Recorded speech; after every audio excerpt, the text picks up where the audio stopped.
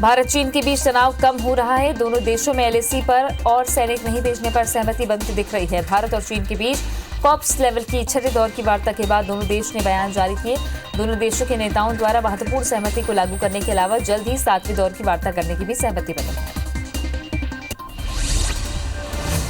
नए कृषि कानून पर हो रहे हंगामे के बीच मोदी सरकार ने देश के 11 करोड़ किसानों को एमएसपी से जुड़ा संदेश भेजा है। रबी सीजन के लिए घोषित एमएसपी का पूरा ब्यौरा दिया गया है। इसमें पहले किस उपज का कितना दाम था और अब कितना हो गया है। कृषि मंत्रालय के कुछ अधिकारियों का कहना है कि सरकार द्वारा किसानों को सीधे उनके मोबाइल पर मैसेज भेजे जा रहे हैं।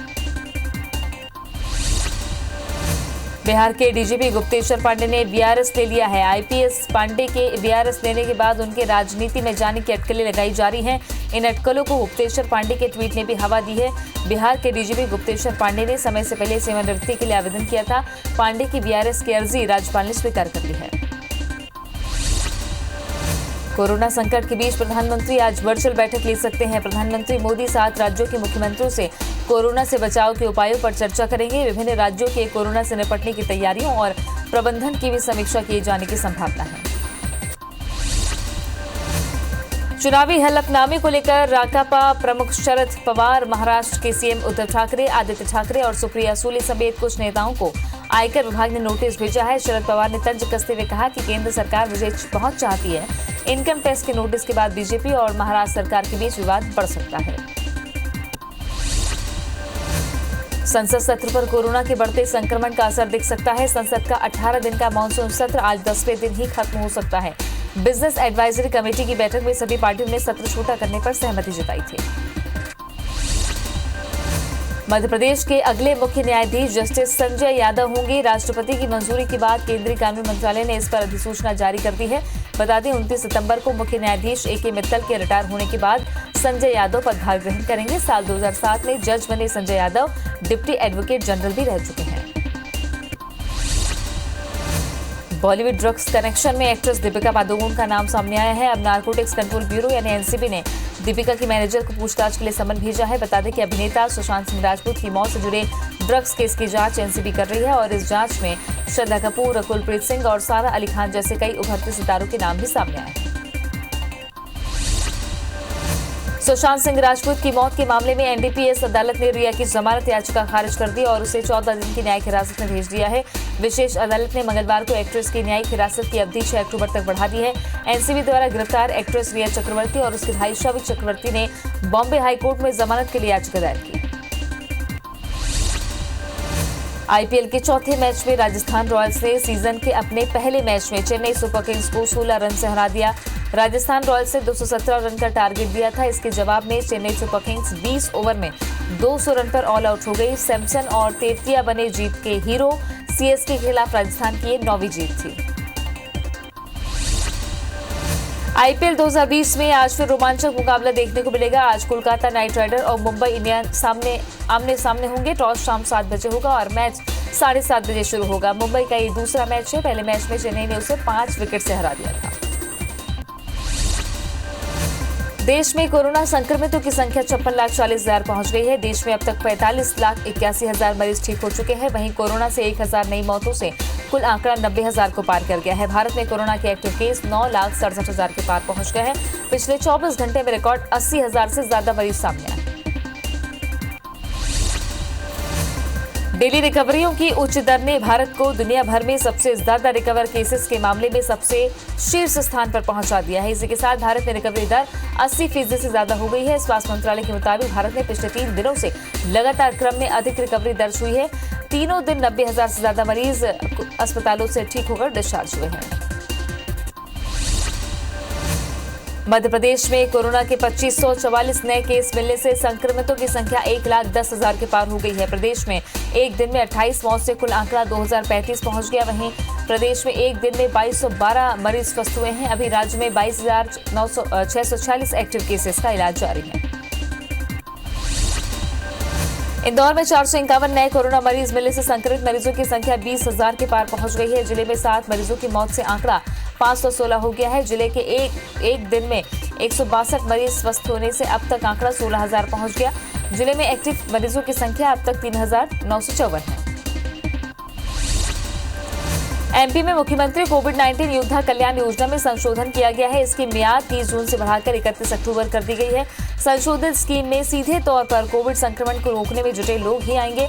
इनमें कोविड अस्पताल, care centre, testing lab, quarantine centre के लोग शामिल हैं। वहीं मृतक के परिजनों को दावा भी 45 दिन के भीतर करना होगा। छत्तीसगढ़ में 24 घंटे में कोरोना के 2736 नए मरीज से आंकड़ा 90,917 पहुंच गया। प्रदेश में एक्टिव मरीजों की संख्या 38,000 के पार पहुंच गई है। राज्य में एक दिन में 1313 मरीज डिस्चार्ज हुए। 24 घंटे में 28 मौत से मरने वालों का आंकड़ा 718 पहुंच गया है। राजधानी रायपुर में सबसे ज्यादा केसेस सामने आ रहे हैं। कोरबा में आज सुबह 5 बजे से टोटल लॉकडाउन लग चुका है। लॉकडाउन से पहले मंगलवार रात जारी मेडिकल बुलेटिन में जिले में कोरोना संक्रमण के सभी रिकॉर्ड टूट गए। एक दिन में 181 लोगों की रिपोर्ट पॉजिटिव आई है। जिले के ग्रामीण इलाकों में भी कोरोना तेजी से पैर पसार रहा है। छत्तीसगढ़ में कोरोना के बढ़ते संक्रमण के कारण लॉकडाउन की वापसी हुई है। प्रदेश के कोरबा, कोरिया और गरियाबंद में आज से टोटल लॉकडाउन लागू कर दिया गया है। प्रशासन ने लोगों से घरों से नहीं निकलने की अपील की है। आवश्यक सेवाओं में लिमिटेड छूट दी गई है। आपदा को अवसर में बदलने की जुगत में हड़ताल पर बैठे एनएचएम कर्मचारियों पर सरकार सख्त है। रायपुर जिले के एनएचएम कर्मचारियों को 24 घंटे का अल्टीमेटम दिया गया है। 8 जिले के 5,000 से ज्यादा हेल्थ कर्मचारियों ने सामूहिक इस्तीफा दिया। रायपुर के मेकाहारा में कोरोना वैक्सीन के नाम पर फर्जीवाड़ा करना नर्स और उसके पति को महंगा पड़ गया। दंपत्ति ने कोरोना मरीज से वैक्सीन लगाने के लिए 11,000 मांगे थे। IBC 24 पर खबर दिखाए जाने के बाद पुलिस ने तत्परता से फर्जीवाड़े के आरोपी दंपत्ति को अरेस्ट कर लिया है। संबल हितग्राहियों को सीएम शिवराज सिंह चौहान ने सौगात दी है। इस योजना के तहत गरीबों को 80 करोड़ की राशि ऑनलाइन ट्रांसफर की गई। 22 जिलों के 3700 हितग्राहियों को इस योजना का लाभ मिलेगा। सीएम शिवराज ने हितग्राहियों से संवाद स्थापित करते हुए उनके खाते में पैसे ट्रांसफर किए हैं। सीएम शिवराज सिंह चौहान ने हितग्राहियों से संवाद स्थापित करते हुए उनको 80 करोड़ की राशि प्रदान की। योजना में 1,37 लाख असंगठित श्रमिकों का पंजीयन किया गया है। 1,49,000 हितग्राहियों को 1,349 करोड़ रुपए दिए जाने हैं। वहीं सीएम शिवराज ने कहा कि सरकार गरीबों के लिए काम कर रही है। मध्य प्रदेश में किसानों की कर्जमाफी को लेकर सियासत जोरों पर है। बीजेपी सरकार 27 लाख किसानों की कर्जमाफी की बात कह रही है, लेकिन नगरीय प्रशासन मंत्री भूपेंद्र सिंह का दावा है कि किसानों की कर्जमाफी नहीं हुई। विधानसभा में अफसरों ने गलत आंकड़े प्रस्तुत किए, लिहाजा उनके खिलाफ जांच के बाद कार्रवाई की जाएगी। एमपी में होने वाले उपचुनाव में प्रियंका गांधी प्रचार करेंगी। दतिया में पीताम्बरा माई के दर्शन का प्रियंका चुनाव प्रचार का बिगुल फूकेंगी। सचिन पायलट भी चंबल की सीटों पर प्रचार का जिम्मा संभालेंगे। कांग्रेस सरकार में मंत्री रहे पीसी शर्मा ने दावा किया कि युवाओं, महिलाओं और गुर्जर वोट बैंक पर प्रियंका और सचिन पायलट का प्रभाव रहा है। सीएम शिवराज आज खंडवा के पुनासा दौरे पर रहेंगे। शिवराज सिंह पुनासा में विकास कार्यों का भूमि पूजन लोकार्पण करेंगे। मानधाता विधानसभा को 44 करोड़ के विकास की सौगात देंगे। रायसेन जिले में कृषि विभाग मिट्टी परीक्षण प्रयोगशालाएं खोलकर भूल गया है। लगभग 2.5 साल से इन प्रयोगशालाओं में लगे ताले का कलेक्टर को भी पता नहीं है। कृषि विभाग ने आज तक किसानों की मिट्टी परीक्षण की शुरुआत नहीं की है। किसान कल्याण के तहत उपज मंडियों में किसानों की मिट्टी का परीक्षण करने मृदा परीक्षण प्रयोगशाला खोली गई थी। इस संबंध में कलेक्टर ने इन्हें संचालित करने के लिए विभाग को निर्देश दिए हैं। उज्जैन में 16 घंटों से लगातार बारिश होने से शिप्रा नदी में बाढ़ आ गई। शिप्रा नदी के रामघाट के कई मंदिर बाढ़ के पानी में डूब गए हैं। भारी बारिश से आसपास की बस्तियों के मकानों में भी पानी भर गया। कटनी के जोहिला बाईपास पर एक ऑटो के अनियंत्रित होकर पलटने से उसमें बैठी 7 महिलाएं बेहोश हो गईं। उन्हें पुलिस की मदद से अस्पताल पहुंचाया गया। होश आने पर पता चला कि उनके पास के 10-10 हजार रुपए गायब हो गए हैं। ये सभी महिलाएं प्राइवेट बैंक से 10,000 रुपए का समूह लोन लेकर दीचवारा जा रही थी। अटक के सनकुइया इलाके में देर रात कुछ हमलावरों ने एक ही परिवार के 3 लोगों पर जानलेवा हमला कर दिया। इस हमले में पिता मुन्नालाल अहिरवार और उनकी बेटी अनीता की मौत हो गई, जबकि बड़ी बेटी को गंभीर हालत में जिला अस्पताल में भर्ती कराया गया। हत्याकांड और विवाद की वजह अभी तक साफ नहीं है। पुलिस हमलावरों की तलाश के साथ मामले की जांच कर रही है। कृषि सुधार कानून को लेकर कांग्रेस की बैठक शाम 4 बजे रखी गई है। बैठक में कानून के विरोध को लेकर रणनीति पर चर्चा होगी। वीडियो कॉन्फ्रेंसिंग के जरिए पीसीसी कार्यकारिणी के साथ जिला अध्यक्षों की भी बैठक रखी गई है। दोनों बैठक में सीएम भूपेश बघेल के साथ पीसीसी प्रभारी पीएल पुनिया और मोहन मरकाम भी शामिल होंगे। लगातार तेजी से बढ़ रहे कोरोना की चेन रोकने के लिए रायपुर में लॉकडाउन का दूसरा दिन है। इसी बीच कई फंसे हुए मजदूरों के लिए IBC 24 सहारा बना है। ये मजदूर विशाखापट्टनम से रायपुर पहुंचे थे और पैदल ही डोंगरगांव जा रहे थे, जिन्हें IBC 24 की टीम ने देखकर अधिकारियों को सूचना दी, जिसके बाद उन मजदूरों को गाड़ी में बिठाकर भेजा गया है। रायपुर के मेघाहारा सहित कोविड सेंटर्स में कोरोना वॉरियर्स का इस्तेमाल किया हुआ मास्क और फेस शील्ड देने का मामला सामने आया है। वहीं मास्क और फेस शील्ड की क्वालिटी पर भी सवाल खड़े हुए हैं। PPE किट भी पहनते ही फट रहा है। वॉल्व वाले मास्क का भी इस्तेमाल हो रहा है, जिसे ICMR ने उपयोगी नहीं बताया है। मुरैना में सबलगढ़ थाना इलाके में बाइक सवार 3 बदमाशों ने सराफा व्यापारी पर फायरिंग कर दी है। व्यापारी जैसे ही अपने घर पहुंचा, बदमाश उससे 25 लाख की ज्वेलरी से भरे बैग को लूटकर भाग गए। वहीं व्यापारी को गंभीर हालत में अस्पताल में भर्ती कराया गया है। पुलिस ने 3 अज्ञात आरोपियों के खिलाफ मामला दर्ज कर उनकी तलाश शुरू कर दी है। सुकमा के जगरगुंडा के कुंदेड़ का रहने वाला युवक, जिसकी हत्या नक्सलियों ने कर दी है। युवक को 14 सितंबर को नक्सलियों ने अगवा किया था। नक्सलियों ने कल शाम हत्या कर कुंदेड़ मिसिगुड़ा के बीच युवक का शव फेंका था। पुलिस ने मौके पर पहुंचकर मृतक का शव बरामद कर लिया है। वहीं युवक का पता लगाने गए 4 और लोगों के अगवा होने की खबर सामने आई है। कोरिया जिले के बैकुंठपुर में ज्यादा पानी भरने से खांडा बांध टूटने का मामला सामने आया है। बांध के टूट जाने से खेतों में पानी भर गया है। इससे आसपास के गांवों में कई एकड़ फसल के बर्बाद होने की संभावना है। कलेक्टर SN राठौर ने मौके पर पहुंचकर ग्रामीणों से पूरी जानकारी ली। वहीं रविंद्र चौबे ने किसानों को हर संभव मदद करने जिला प्रशासन को निर्देश दिए हैं। अंबिकापुर में NHM कर्मचारी सामूहिक इस्तीफा देने वाले हैं। कर्मचारियों के अड़ियल रवैये पर प्रशासन ने भी कड़ी कार्रवाई की तैयारी कर ली है। प्रशासन ने हड़ताल से वापस नहीं लौटने पर बर्खास्तगी की तैयारी कर ली है। छत्तीसगढ़ के शिमला कहलाने वाले मैनपाट में बीते 3 दिनों से जोरदार बारिश हो रही है। यहां बारिश से पूरा इलाका कोहरे की चपेट में है। बता दें, मैनपाट में बारिश के बाद यहां का नजारा और भी खूबसूरत हो गया है। बारिश से मैनपाट का टाइगर पॉइंट वाटरफॉल अपने पूरे शबाब पर है। जलप्रपात के सुंदर नजारे को प्रकृति प्रेमी अपने कैमरे में कैद करते नजर आ रहे हैं। कोरोना संक्रमण के मद्देनजर अंबिकापुर के साथ बतौली और सीतापुर नगर पंचायत इलाके में 7 दिनों का लॉकडाउन किया गया है। सरगुजा कलेक्टर संजीव झा ने आदेश जारी करते हुए इन इलाकों पर कंटेनमेंट जोन किया। उन्होंने कहा कि अपील की है लोगों से कि लोग गाइडलाइन का पालन करें और बेवजह घर से न निकलें। नियम तोड़ने वालों के खिलाफ कानूनी कार्रवाई के निर्देश दिए गए हैं।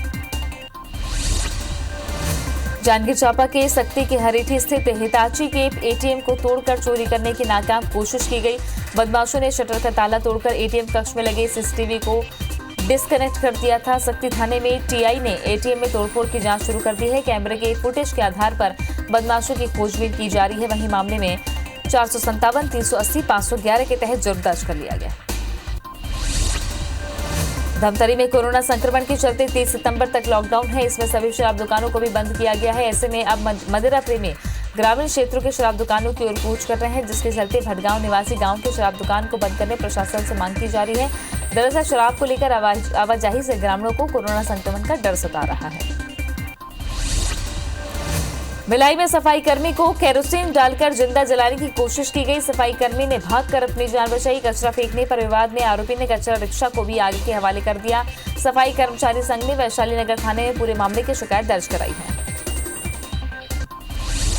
कृषि एवं किसान कल्याण मंत्री नरेंद्र तोमर को पत्र लिखा है। सांसद सुनील सोनी ने कृषि मंत्री से छत्तीसगढ़ में प्रधानमंत्री आवास योजना, किसान सम्मान निधि और मनरेगा के समुचित क्रियान्वयन की मांग की है। उन्होंने पत्र के जरिए राज्य सरकार पर भी निशाना साधा है। केंद्र सरकार ने गेहूं, चना, जौ, मसूर और सरसों समेत कई फसलों की MSP बढ़ाई। इस पर छत्तीसगढ़ में कांग्रेस और बीजेपी नेताओं के बीच जुबानी जंग शुरू हो गई है। कृषि मंत्री रविंद्र चौबे ने केंद्र सरकार को घेरते हुए कहा कि MSP ऊंट के मुंह में जीरा समान है। वहीं बीजेपी प्रदेश अध्यक्ष विष्णुदेव साय ने कहा कि कांग्रेस केवल अफवाह फैला रही है। छत्तीसगढ़ बीजेपी युवा मोर्चा के प्रदेश अध्यक्ष विजय शर्मा ने 1 साल पहले कवर्धा में आबकारी विभाग से प्रताड़ित विशेष पिछड़ी जनजाति के युवक हरिचंद बैगा की संदिग्ध मौत का मुद्दा उठाया। विजय शर्मा ने पत्र लिखकर याद दिलाया कि प्रताड़ित युवक के परिजन की जांच की मांग पर उनके ऊपर लाठीचार्ज किया गया और FIR तक दर्ज की गई है। मृतक अपने परिवार का भरण पोषण करने वाला इकलौता सदस्य था। लॉकडाउन के दौरान वर्चुअल क्लास को लेकर शिक्षकों के दावों की अब क्रॉस चेकिंग होगी। साथ ही ऑनलाइन पढ़ा रहे शिक्षकों के काम का भी मूल्यांकन होगा। बेहतर कार्य करने वाले शिक्षकों को न सिर्फ सर्टिफिकेट देकर सम्मानित किया जाएगा, जिला शिक्षा विभाग ने सभी स्कूलों को ऑनलाइन क्लासेस में पढ़ाने वाले शिक्षकों का पूरा डेटाबेस तैयार करने के निर्देश दिए। जांजगीर चांपा के शिवनारायण के केरा रोड में सड़क किनारे खड़े ट्रेलर में पीछे से मालवाहक गाड़ी घुस गई। हादसे में ड्राइवर बुरी तरह घायल हो गया, जिसे इलाज के लिए बिलासपुर रेफर किया गया। हादसे में ड्राइवर अंदर ही फंस गया। घटना की सूचना मिलने पर पुलिस की टीम मौके पर पहुंची और भारी मशक्कत के बाद ड्राइवर को बाहर निकाला और अस्पताल रेफर किया। बलरामपुर जिले के नेशनल हाईवे क्रमांक 343 में राजपुर के पास गेयू नदी में आज एक तेज रफ्तार ट्रक अनियंत्रित होकर गिर गई। नदी के ऊपर बने पुल के रेलिंग को तोड़ते हुए ट्रक नदी में गिरी। इस दौरान चालक को परिचालक ने एक ट्रक से कूदकर अपनी जान बचाई। ट्रक में केबल वायर लोड था। बीजापुर में नक्सलियों ने पुलिस मुखबिरी के शक में एक ग्रामीण की हत्या कर दी। नक्सलियों ने धारदार हथियार से वारदात को अंजाम दिया। नक्सलियों ने बासागुड़ा थाना क्षेत्र के फुतकेल गांव में वारदात को अंजाम दिया। एसपी कमलोचन कश्यप ने घटना की पुष्टि की है। बीजापुर के उसलापुर इलाके से लापता 10 साल की एक स्कूली छात्रा की लाश दूसरे दिन गोकने नाले में मिली है। उसलापुर में किराए के मकान में रहने वाले सब्जी कारोबारी घनश्याम पाली की 10 साल की बेटी शालिनी पाली कल सुबह घर से निकली और फिर रहस्यमय तरीके से गायब हो गई थी। पुलिस ने मामले की जांच शुरू कर दी है। राजनांदगांव के कंचनबाग क्षेत्र में परवेज कुरैशी की हत्या के मामले में पुलिस ने 6 आरोपियों को गिरफ्तार किया है। आरोपियों ने आपसी रंजिश के चलते वारदात को अंजाम दिया था। पुलिस ने आरोपियों की निशानदेही पर घटना में इस्तेमाल हथियार भी जब्त कर लिए। सरगुजा की गांधीनगर पुलिस ने 10 ग्राम ब्राउन शुगर के साथ एक आदतन अपराधी को गिरफ्तार किया है। जब्त ब्राउन शुगर की कीमत 2 लाख रुपए बताई जा रही है। आरोपी पहले भी ब्राउन शुगर बिक्री के मामले में जेल जा चुका है और जेल से बाहर आते ही फिर से ब्राउन शुगर बेचने का काम शुरू कर दिया। भिलाई के बापू नगर शराब भट्टी के पास 3 बदमाशों ने एक डॉक्टर पर हमला कर दिया। हमले में डॉक्टर के सीने में चोट आई है। डॉक्टर छावनी क्षेत्र से अपने क्लिनिक बंद कर खुशीपार अपने घर लौट रहे थे, तभी बदमाशों ने उन पर हमला किया। कुर्सेरा पुलिस ने मामला दर्ज कर जांच शुरू कर दी है। अंबिकापुर नगर निगम क्षेत्र में रोका छेका अभियान पूरी तरीके से फेल नजर आ रहा है। सड़कों पर आवारा मवेशी जहां घूमते नजर आ रहे हैं तो वहीं इससे दुर्घटनाएं भी हो रही हैं। ट्रैफिक तो बाधित हो ही रहा है, साथ ही मवेशी भी घायल हो रहे हैं। इस वजह से अब अंबिकापुर नगर निगम ने पशु क्रूरता अधिनियम के तहत पशु मालिकों के खिलाफ एफआईआर दर्ज करने की कार्रवाई शुरू की है। धमतरी जिले के नगर पंचायत कुरुद में स्वच्छ भारत अभियान का जमकर मखौल उड़ाया जा रहा है। नगर से निकलने वाले कचरे का उचित प्रबंधन नहीं हो रहा। वहीं कचरे को कन्हारपुरी रोड के किनारे डंप किया जा रहा है, जिसके चलते आवाजाही करने वालों को परेशानी हो रही है। मामले को लेकर नगर पंचायत कुरुद के सीएमओ का कहना है कि डंप कचरे को जल्द हटाया जाएगा। जगदलपुर पुलिस कैंप में भी कोरोना का बम फूटा है। यहाँ बीते 4 दिनों में करीब 100 से ज्यादा जवान कोरोना पॉजिटिव पाए गए हैं। बताया जा रहा है कि ये सभी जवान रायपुर में ड्यूटी कर वापस लौटे हैं। फिलहाल जवानों को आइसोलेशन और क्वारंटाइन में रखा गया है। बाकी जवानों की निगरानी की जा रही है। राजनांदगांव जिले का डोंगरगढ़ शहर कोरोना का नया हॉटस्पॉट बना है। यहाँ हर दिन 40 से 50 मरीज सामने आ रहे हैं। डोंगरगढ़ में अब तक कोरोना के 426 मामले सामने आ चुके हैं, जिसमें एक्टिव 200 केसेस हैं। वहीं कोरोना से 4 लोगों की मौत भी हो चुकी है। इलाके में कोरोना संक्रमण को रोकने के लिए स्वास्थ्य विभाग लोगों को जागरूक करने में जुटा है। दुर्ग जिला प्रशासन ने 50 साल के ऊपर के नागरिकों की जांच की योजना तैयार की है। इसके तहत 50 वर्ष से ऊपर के सभी नागरिकों को किसी भी प्रकार के लक्षण होने पर बिना घबराए जिले में चिन्हांकित फीवर क्लिनिक में जाकर अपना कोरोना टेस्ट कराना होगा। इसके लिए जिला प्रशासन ने मुहिम चलाने की भी तैयारी कर ली है। रायगढ़ में बढ़ते कोरोना संक्रमण के मद्देनजर कलेक्टर ने 24 से 30 सितंबर तक लॉकडाउन की घोषणा की है। इस दौरान जिले में फल, सब्जी और राशन दुकानें भी पूरी तरीके से बंद रहेंगी। इतना ही नहीं, पेट्रोल पंप भी दोपहर 12 बजे के बाद बंद रहेंगे। कोरिया जिले में 23 से 27 सितंबर तक 5 दिनों का लॉकडाउन का आदेश कलेक्टर ने जारी कर दिया है। जिले के सभी नगर निकाय, ब्लॉक मुख्यालय के अलावा पंचायतों में लॉकडाउन का ऐलान किया गया है। इस दौरान मेडिकल और पेट्रोल पंप खुले रहेंगे। किराना, सब्जी, दूध और फल की दुकानों को सुबह 7 से 10 बजे तक खोलने की परमिशन दी गई है। गरियाबंद जिले में 23 से 30 सितंबर तक लॉकडाउन का आदेश कलेक्टर ने जारी कर दिया है। इसमें गरियाबंद की सभी सीमाएं सील रहेंगी। आवश्यक सेवाओं में मेडिकल शॉप खोलने की अनुमति दी गई है। दूध वितरण और दुकानों के लिए समय निर्धारित किया गया है। इन दिनों पेट्रोल पंप से आम लोगों को तेल भी नहीं मिलेगा। मध्य प्रदेश में 28 सीटों पर होने वाले उपचुनावों के लिए कांग्रेस ने पूरा जोर लगा दिया है। सचिन पायलट और प्रियंका गांधी भी मध्य प्रदेश में चुनाव प्रचार कर सकते हैं। कांग्रेस विधायक और पूर्व मंत्री पीसी शर्मा ने यह दावा किया कि ग्वालियर चंबल में गुर्जर वोटर्स के बीच सचिन पायलट का गहरा प्रभाव है। मध्य प्रदेश में सुवासरा उपचुनाव को लेकर पूर्व ऊर्जा मंत्री प्रियव्रत सिंह लगातार विधानसभा क्षेत्र में दौरा कर रहे हैं। इसी कड़ी में मंगलवार को प्रियव्रत नाहरगढ़ पहुंचे, जहां कांग्रेसियों ने उनका जमकर स्वागत किया। इस दौरान नाहरगढ़ में नुक्कड़ सभा का आयोजन किया गया। मंदसौर के सुवासरा विधानसभा सीट पर होने वाले उपचुनाव में अब कंप्यूटर बाबा भी मैदान में उतर आए हैं। सुवासरा विधानसभा सीट पर कांग्रेस का प्रचार करने पहुंचे कंप्यूटर बाबा ने कहा कि जनता ने कमलनाथ सरकार को चुना था, लेकिन प्रदेश के 25 नेताओं ने चुनी हुई सरकार को गिरा दिया। बुरहानपुर में मंगलवार को कमल चौक पर कांग्रेस पार्टी ने मंत्री अरविंद भदौरिया के खिलाफ प्रदर्शन किया। मंत्री अरविंद भदौरिया ने पूर्व केंद्रीय मंत्री अरुण यादव को लेकर विवादित बयान दिया था, जिसे लेकर कांग्रेसियों में बड़ी नाराजगी देखने को मिल रही है। बैतूल में मंत्री उषा ठाकुर के खिलाफ जेएस के कार्यकर्ताओं ने आक्रोश रैली निकालकर विरोध प्रदर्शन किया। साथ ही लल्ली चौक पर कार्यकर्ताओं ने नारेबाजी की और कोतवाली थाने का घेराव कर एफआईआर दर्ज करने की मांग की। कार्यकर्ताओं का कहना है कि मंत्री उषा ठाकुर ने आदिवासी समाज के कार्यकर्ताओं के खिलाफ दुर्भावनापूर्ण दुष्प्रचार की नीयत से बयान दिया था।